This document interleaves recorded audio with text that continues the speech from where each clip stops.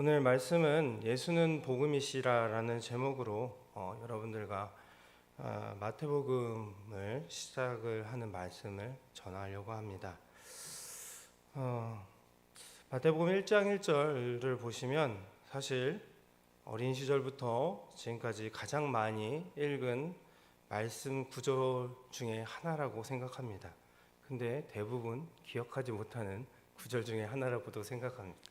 왜냐하면 어떻게든 빨리 읽으시려고 빨리 넘어가서 근데 또 다시 일독을 중간에 포기하고 또 다시 시작해 보겠다고 또 시작하다가 또 포기하고 그래도 이제 여기 계신 분들이야 아마 저보다 훨씬 더 많이 읽으셨겠지만 그렇게 1장 1절입니다.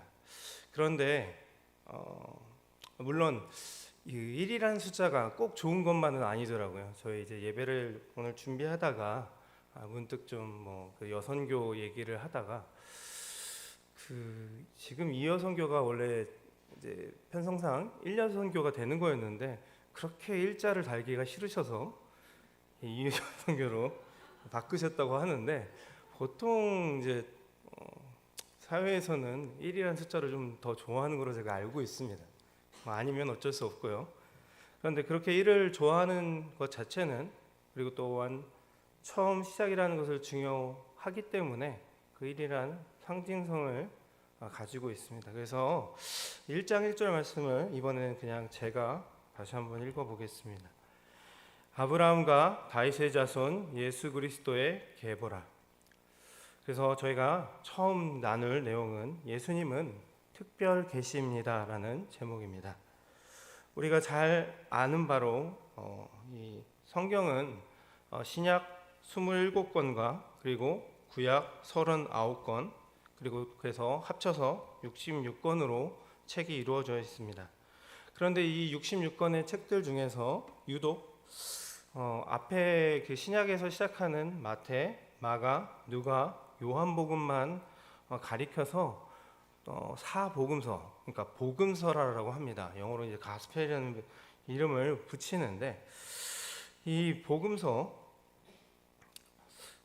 왜 이 네 책만을 가르쳐서 우리가 복음서라고 불리는지, 왜 특별히 이 책들이 그렇게 다른 데서 보지 못하는 그 복음서라는 별칭이 붙었는지, 그것은 특별히 이 네 책들이 예수님의 생애와 말씀을 집중적으로 기록하였기 때문입니다. 그래서 요한복음에서는 예수님을 말씀이라고 시작합니다. 그래서 태초에 예수님이 계셨다는 말씀을 역시 중요하기 때문에 요한복음 1장 1절에 적어 놓았습니다. 그래서 우리가 함께 요한복음 1장 1절을 좀 함께 읽어보겠습니다. 태초에 말씀이 계시니라. 이 말씀이 하나님과 함께 계셨으니 이 말씀은 곧 하나님이시니라. 아멘. 예수님을 말씀이라고 한 것은 바로 하나님이 계시가 아니고서는 우리가 쓸 수 없는 표현입니다. 말씀은 예수님을 나타낼 수 있는 가장 정확한 단어이기 때문입니다. 예수는 말씀이고 때문에 예수님은 복음이십니다. 그래서 저는 오늘부터 이 수요예배 설교의 기회가 주어질 때마다 이 네 복음서 중에서 이 사복음서 중에서 순서상 첫 번째인 이 마태복음을 여러분들과 좀 찬찬히 좀 살펴보고자 합니다. 그리고 오늘은 이렇게 강의를 시작하면서 먼저 예수님이 왜 말씀이시고 또 왜 복음이신지에 대해서 말씀을 드리려고 합니다. 저도 이제 꽤 오래됐어요. 사실 제가 여러분들이라고 이름을 명치한다는 것도 사실 좀 부끄러운데 저보다 훨씬 선배시니까요. 근데 제 좀 어린 시절, 학창 시절을 떠올려 보면 제가 중학교 때 시절쯤인 것 같은데 수학 시간에 제가 이제 분수 문제를 좀 배울 때가 있었습니다. 그때 그 수학 선생님이 분모가 다른 분자들이 서로 합하려면 어떤 공통 분모를 만들어줘야 한다는 것을 배운 적이 있습니다. 그래서 오늘 그거를 좀 비슷하게 좀 인터넷에서 이미지를 찾아서 보는데 한번 좀 띄워주시겠습니까? 뭐 대충 뭐 되게 괴로우시죠? 저도 괴로워요 이런 거 보면. 근데 하여튼 이런 거라고 합니다. 그래서 이제 저기 보면 9분의 5랑 12분의 7이 있는데 그것을 통분해, 뭐 되게 어려운 단어들이 계속 많이 나오잖아요. 기억나지 않는. 이제 그것을 통분해 크기를 비교해 보세요라고 해서 이 아래 분모가 다른 경우에는 그 분모를 서로 다른 분수를 이제 계산하려면 공통으로 숫자를 맞춰줘야 그래야지 그 수체계상에서는 그것을 가늠을 하고 계산을 할 수 있다는 것을 제가 그 권기병 성수중학교 선생님한테 배웠던 기억이 납니다. 기억을 합니다. 왜냐면 정말 많이 맞았거든요. 네, 근데 여튼 되게 훌륭하신 선생님이었습니다. 제 변론하자면 그분 반에 장애 학생들이 유일하게 있었습니다. 지나가겠습니다. 예수와 말씀은 그래서 예수와 또 이런 식으로 공통분모가 필요하듯이 예수님과 그리고 말씀이라는 서로 분모가 다르지만 예수님과 말씀에는 또 매우 중요한 그 공통 분모가 있습니다. 그것이 바로 구원과 천국입니다. 예수라고 하는 그 이름의 뜻을 여러분 잘 아시겠지만 예수라는 이름의 뜻은 자기 백성을 죄에서 구원할 자로서 한마디로 말하면 구원이라는 뜻입니다. 또한 그 예수님의 삶과 그 삶의 목적이 우리를 죄에서 구원하시는 것이라는 것도 잘 알고 있을 것입니다. 그런데 말씀도 구원입니다. 구원이란 하나님의 나라에 들어가서 하나님 나라의 백성이 되어 사는 것을 의미하는데 이 하나님의 나라라는 것에 대해서 이미 담임 목사님, 임구 목사님이 다른 설교 시간에서도 거론해서 설명해 주신 적이 있는데 이 하나님의 나라란 뜻은 하나님의 뜻, 즉 하나님의 말씀이 이루어지는 나라라는 의미를 가지고 있습니다. 그래서 예수님은 우리가 외우고 있는 몇 안 되는 그 긴 기도문 중에 하나인 주기도문에서 나라 임하옵시며 뜻이 하늘에서 이루어진 것 같이 땅에서도 이루어지다라고 기도하라고 예수님께서 우리에게 가르쳐 주셨던 것입니다. 예수님께서는 주기도문에서 하나님의 나라를 하나님의 뜻이 이루어지는 곳이라고 이해하셨던 것입니다. 사실 이것은 매우 중요한 말씀이고 매우 중요한 가르침이었습니다. 사람들은 보통 자기 뜻이 이루어지는 것이 가장 기쁜 것이고 천국인 줄 알지만 천국은 우리의 뜻이 이루어지는 것이 아니라 하나님의 뜻이 이루어지는 곳입니다. 우리의 마음속에 하나님의 뜻이 이루어지면 우리의 삶은 천국이 될 것입니다. 그러므로 말씀이 바로 곧 구원인 것입니다. 그런데 우리 예수님이 곧 말씀이요 구원이십니다.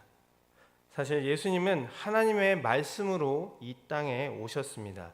이것을 히브리서 1장 1절에서 2절에 기록해 두었는데 좀 한번 이번에도 같이 1장 1절과 2절 함께 읽어보겠습니다. 옛적에 선지자를 통하여 여러 부분과 여러 모양으로 우리 조상들에게 말씀하신 하나님이 이 모든 날 마지막에는 아들을 통하여 우리에게 말씀하셨으니 이 아들을 만유의 상속자로 세우시고 또 그로 말미암아 모든 세계를 지으셨느니라. 아멘. 오늘 이 말씀을 보면 옛적의 선지자들로부터 여러 부분과 여러 모양으로 우리 조상들에게 말씀하신 하나님이 이 모든 날 마지막에는 아들을 통하여 우리에게 말씀하셨으니라는 말씀이 있습니다. 예수님의 이 땅에 하나님의 뜻을 전해주러 오신 하나님의 말씀이요 또한 하나님의 특별 계시였던 것입니다. 그래서 우리는 예수님을 통해서 우리에게 전해주시고자 하신 그 하나님의 말씀을 단 한마디로 우리가 압축한다면 바로 우리 교회 뒤편에 걸어올 때 글씨가 써있는 글귀도 있죠. 바로 하나님은 당신을 사랑하십니다. 바로 한 가지 단어로 그것을 추격한다면 사랑입니다. 우리가 범죄에서 하나님을 배반하였음에도 불구하고 하나님은 우리를 사랑하신다는 것입니다. 하지만 사탄은 너희가 범죄했기 때문에 이제는 하나님도 너를 버리셨고 이제 너를 더 이상 사랑하지 않는다라고 우리를 속이려고 합니다. 그리고 그것은 어떻게 보면 꽤나 합리적인 말처럼 들리고 굉장히 양심적인 선언같이 들립니다. 하나님은 우리를 버리시고 사랑하지 않으심으로 이제 우리는 희망이 없는 자라고 그렇게 우리를 유혹하려고 하는 것입니다. 그러나 실상 그렇지 않습니다. 하나님은 우리의 아버지이시기 때문에 의로울 때도 사랑하시지만 범죄했을 때, 잘못했을 때, 하나님을 떠났을 때도 끝까지 우리를 사랑하시는 것입니다. 예수님은 이런 하나님의 사랑을 우리에게 전해주러 오신 하나님의 말씀이요 계시인 것입니다. 그런데 이 놀라운 복음의 말씀을 예수님께서는 입으로 말씀하지 않으시고 바로 몸으로 보여주셨습니다. 바로 그것이 십자가입니다. 예수님은 십자가에 달려 피 흘려 돌아가심으로 우리에게 하나님께서 우리를 얼마나 사랑하시는가를 전해 주셨던 것입니다. 사도 요한은 예수님의 십자가를 보고 하나님의 음성을 듣고 그것을 이렇게 적었습니다. 우리 어린아이들부터 다 외우고 있는 요한복음 3장 16절 말씀입니다. 우리 함께 읽어보겠습니다. 하나님이 세상을 이처럼 사랑하사 독생자를 주셨으니 이는 그를 믿는 자마다 멸망하지 않고 영생을 얻게 하려 하심이라. 아멘. 그리고 다음 두 번째로 여러분들에게 언급하고 싶은 것은 누가 하나님을 사랑할 수 있을까요? 라는 것입니다. 우리가 하나님의 말씀에 순종하여 사는 삶이 구원의 삶입니다. 그렇다면 누가 하나님의 말씀에 순종할 수 있을까? 그것은 바로 하나님을 사랑하는 사람입니다. 우리가 사랑하면 순종하게 됩니다. 그것에 대해서 또다시 어린 시절의 기억 속으로 돌아가 보면 제가 고등학교 시절로 기억하는데 고등학교 시절에 한용운이라는 한 시인의 시를 배운 적이 있습니다. 그 시의 제목이 복종이라는 시였습니다. 그 시에서는 많은 사람들은 자유를 좋아하지만 자기는 복종을 좋아한다라고 말합니다. 그리고 자신이 복종을 좋아하는 까닭은 바로 사랑 때문이라고 말합니다. 매우 중요한 포인트가 아닐 수 없습니다. 우리는 사랑하면 순종하게 됩니다. 누가 하나님을 사랑할 수 있을까요? 하나님의 사랑을 깨닫고 그것을 받은 사람만이 하나님을 사랑할 수 있습니다. 그런데 분명히 성경에서 하나님께서 말씀하셨습니다. 우리가 먼저 사랑한 것이 아니고 하나님이 우리를 먼저 사랑하신 것입니다. 어떻게 우리는 하나님이 우리를 사랑하신다는 것을 그러면 깨달을 수 있을지, 예수 그리스도의 십자가를 보고 믿을 때 우리는 그 하나님을 사랑할 수 있고 또 하나님을 사랑할 때 하나님께 순종할 수 있게 되는 것이고 또한 하나님의 말씀대로 순종하는 사람이 될 때 구원을 받아 하나님의 나라 천국 백성이 되는 것입니다. 그러므로 우리가 예수님과 그 예수님의 십자가의 사랑이 없다면 우리에겐 결탄코 구원은 얻을 수 없는 것입니다. 결탄코 하나님의 나라에 들어갈 수 없다는 것입니다.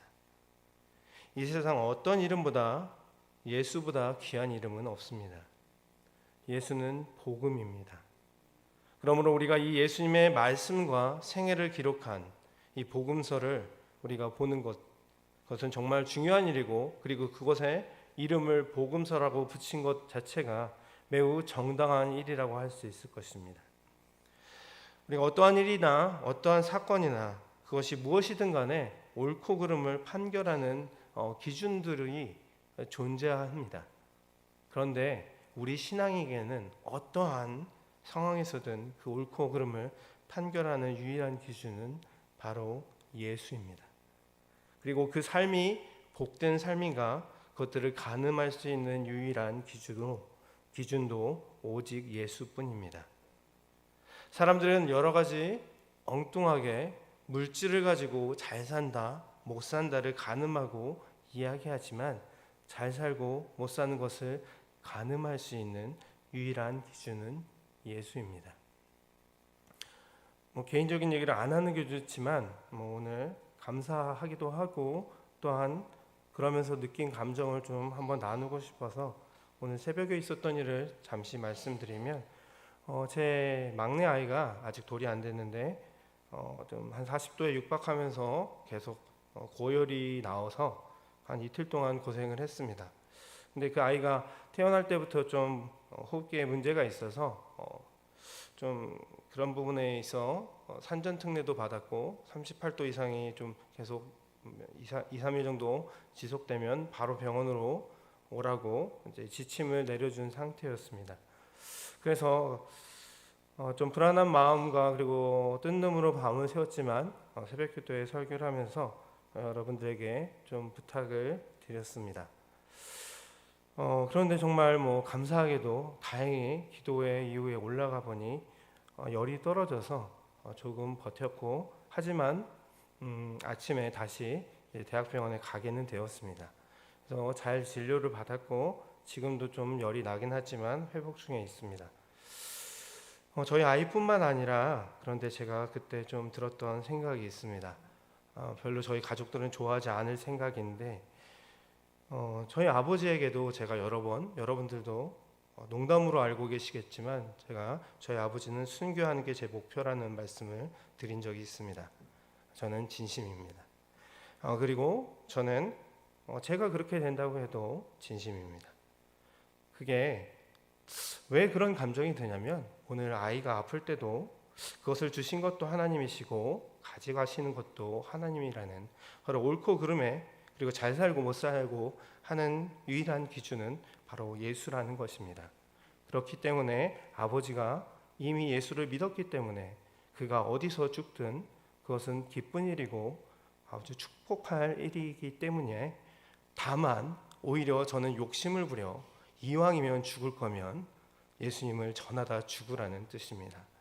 그래서 제 작은 꿈이 있다면 저는 아버지의 두 손을 잡고 저희 교회에 목표로 하고 있는 그 청송리 티켓을 동서울 터미널에서 버스 티켓을 2장을 끊어서 아버지와 손을 잡고 버스를 타고 청송리에 가서 청송교회를 세우는 게 제 목표입니다. 기도해 주시기 바랍니다. 그리고 우리는 그렇습니다. 우리가 판단하는 기준에 자칫 잘못하면 우리가 복음의 기준이 아닌 바로 우리 인간의 편함과 인간의 복된 것에 초점을 맞추고 예수 그리스도보다 그것이 먼저 될 때가 있습니다. 항상 우리는 그것에 주의해야 할 것입니다. 복은 바로 예수 그리스도를 통해서 쫓아오는 것입니다. 우리가 그것을 바랄 필요 없습니다. 이곳에서 요새는 많은 인기 스타들이 쇼케이스나 아니면 팬사인회가 있습니다. 그 친구들이 그냥 그것을 한다고 소식만 내도 오지 말라고 해도 전 세계에서 사람들이 모입니다. 우리가 정말 귀중하다라고 생각하는 것이 복음이라면 우리가 그 복음만 가지고 있다면 하나님께서는 우리에게 건강과 그리고 우리에게 부유함과 모든 것들도 허락해 주실 것입니다. 하나님은 우리에게 예수 그리스도 외에 구원받을 만한 다른 이름을 주신 일이 없으시다라고 말씀하셨습니다. 예수님은 구원입니다. 그리고 예수님은 복음입니다. 세상의 그 어느 것도 바꿀 수 없습니다. 세상의 가장 어리석은 일은 예수가 귀한 줄 모르는 것입니다. 세상에 하찮은 것과 예수를 바꾸는 일입니다.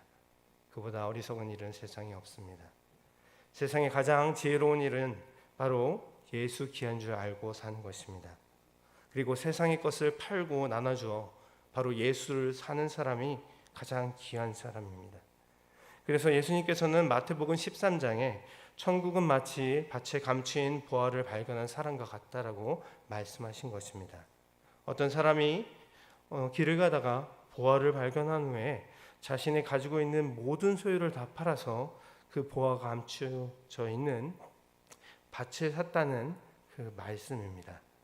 자신이 가진 모든 가장 귀하다라고 여겼던 그 소유주차도 다 팔아 예수를 사는 사람이 그래서 천국에 들어갈 것임을 바로 예수님께서 말씀해 주신 것입니다. 이제 마태복음 이 복음서를 우리가 살펴보려 할 때 그래서 우리가 가장 먼저 알아야 할 것은 예수가 복음이라는 사실입니다.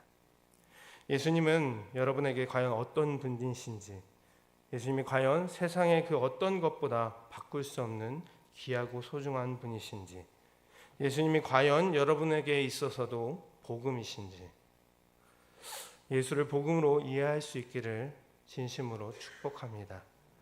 그 믿음의 지혜를 가지고 우리가 이 복음서들을 살펴볼 때 하나님께서 우리에게 감당할 수 없는 큰 은혜와 축복을 주실 줄 믿습니다. 기도하겠습니다.